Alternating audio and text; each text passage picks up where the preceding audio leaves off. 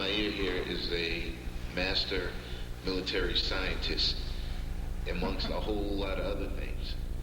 And tonight he's going to give you a brief outline of some information on the military situation pertaining to our people. And information pertaining to our people, especially on a military basis, is very limited because a lot of us feel that we're not under attack, which is the furthest thing from the truth. Our people are being attacked every day. We're being attacked in various different issues and subject matters that we think that we can just go ahead and slide through. But the enemy is closing its doors very quickly. And if you notice, the enemy, which is the white man and woman and the Negro Saxons, they are also closing ranks. And so when things get tight, that means that the rope is coming down tighter on the average person. And when the rope comes down the average person, it's doubly tight on us. Now, if we're going to make any moves, if we're going to set up any defense for us to live and for us to survive, for our future to survive, we need to know where the attacks are coming, how they're coming, and have a good idea of when they're coming. Because as far as a lot of us are concerned, it's not going to come at all. Matter of fact, if we just go to church, if we just pay our bills and mind our own business, and Jesus will protect us. Jesus hasn't protected nobody without a gun. Ask David Koresh. He might have been in Waco, Texas. He might have had his own compound, but he had guns. Now, if you think that you can get away without guns, see what happened in Waco, Texas. They had guns. And what happened? Where are they today? Wow. Now, if you want to end up the same way, hey, you could be my guest, because they're coming. And they're coming soon. They're going to come hard. And they're going to come quietly. They're not going to come with a whole lot of noise. They're going to come when you're asleep. They're going to come when you're on the toilet. They're going to come when you're reading a book. But they're going to come. Now, if you don't want them to come, you better be ready to set yourself up with some sort of defense. Because right now, throughout this planet, you have people fighting 24, 25 hours a day for their own survival. You have a situation in Bosnia right now, where this country is about to send troops into Bosnia to fight against the Serbs. Now, how many people here know the difference between a Serb, a Croatian, a Muslim, a Slovenian, a Slovakian, a Czechoslovakian, a Hungarian, a Romanian? To me, they're all stinking, filthy white folks.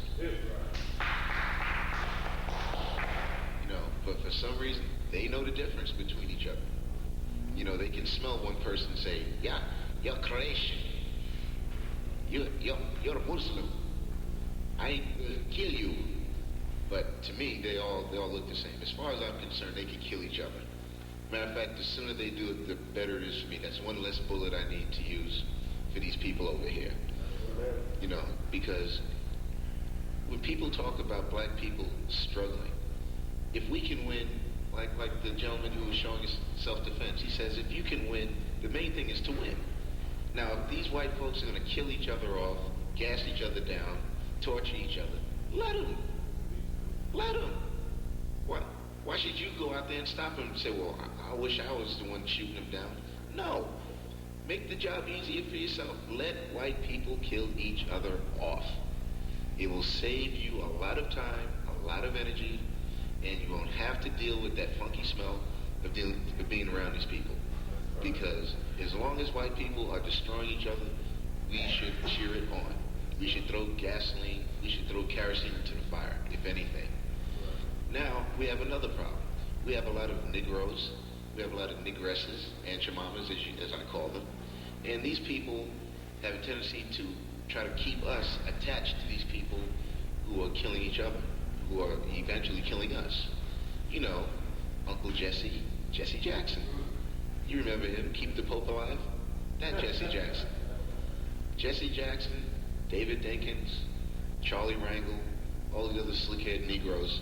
These are people who are going to keep us running around in circles, throwing us into war, saying that, well, we must defend this country. You sound like This is Charles Rangel here. drug war. We must stop the drugs from coming in our community. Now, if the government, like the Clinton administration, will they please put more money into drug programs? If they could get more people jobs, then they wouldn't have to sell drugs. But people like him we must ignore, because they're going to keep us in a situation where we're not going to get it in place. I am so happy that Brother Holman here invited Brother Maher here, because there's four of us. He's one of our four, and when you hear him, you could hear pretty much the same information from all of us. But this man here is something special, and you know, you're really going to enjoy what he's going to say to you, and the information he's going to drop on you. Because we have two other guys beside myself that you need to hear. We have Brother Tony sitting over here trying to be all inconspicuous. And we have another brother, Brother Colin. He's supposed to be here, but I guess he'll come a little late, you know, because he's down at the slave master's job. You know, he's probably working overtime tonight. But if you like him, you'll like the rest of us. So I don't want to take up any more time for Brother Maher, but just remember, we are under attack. It's continuous. It's not going to stop no time soon until you decide to stop it. God doesn't stop wars. God gives you the inspiration to stop a war. Now, I'm sorry. He gave you $10 to the church this Sunday, but it hasn't stopped. You know, the attacks have not stopped. But we're going to try to at least give you the mindset to try to help yourself. And this brother here, he's something else. So let me please give you Brother Maher.